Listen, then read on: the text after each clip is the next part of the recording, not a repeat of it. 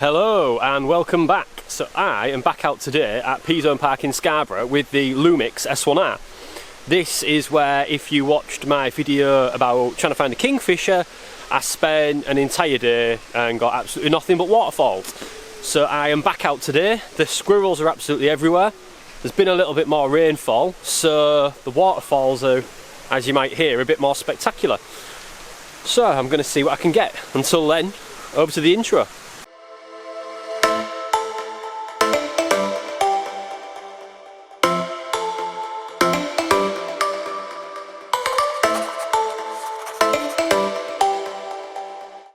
Still no sign of the Kingfisher absolutely anywhere. Asking people randomly as I go by them and no one has seen it.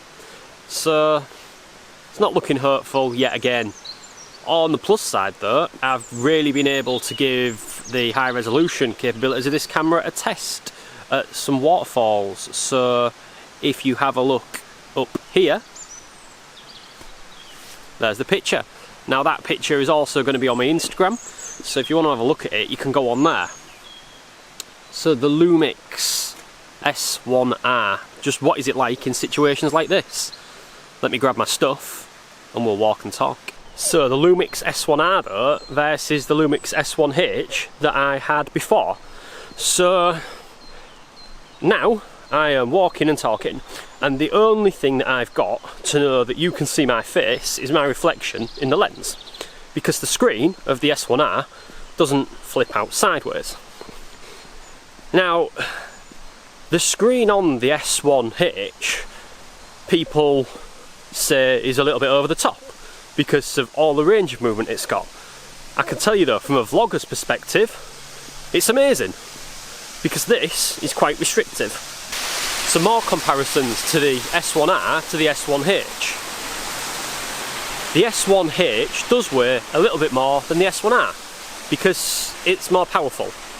Does 6K video recording actually warrant having the H? I don't think it does, if I'm honest, unless you're wanting to do Netflix quality videos. I honestly don't think you're going to get that much difference. So the S1R for video, as a more all-round camera, does a perfect job. Now, the things that you would potentially look for if you wanted a pure vlogging camera though would be the weight, of which neither of them win, because they're heavy. That's why I keep having to do this in short segments to let my arm have a break. Photography. Both the S1R and the S1H are phenomenal cameras in their own right. Now, I had a bit of an issue with the S1H when vlogging in a situation like this, when I had a cap on and my face was going light and dark.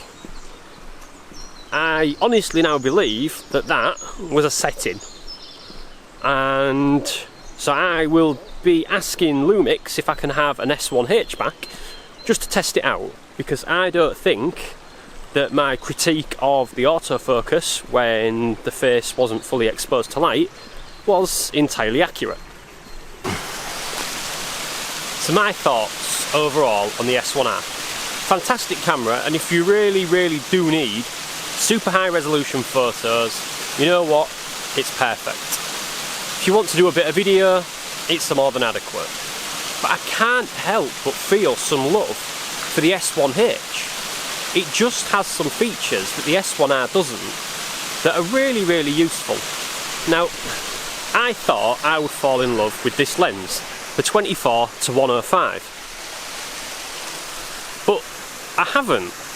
I've actually fallen in love with the Lumix 70 to 200 lens. And even though most of my photography is landscape, I just find it a more versatile lens. Being able to just pull that ring back and twist and get the on-screen pop-up with what you're focusing in on is absolutely fantastic, and something that I'm really going to miss. So yet another washout while trying to get pictures of a Kingfisher. I just don't seem to have any luck finding them. On the plus side though, it's given me some time to talk to you about my thoughts on the Lumix S1R versus the S1H.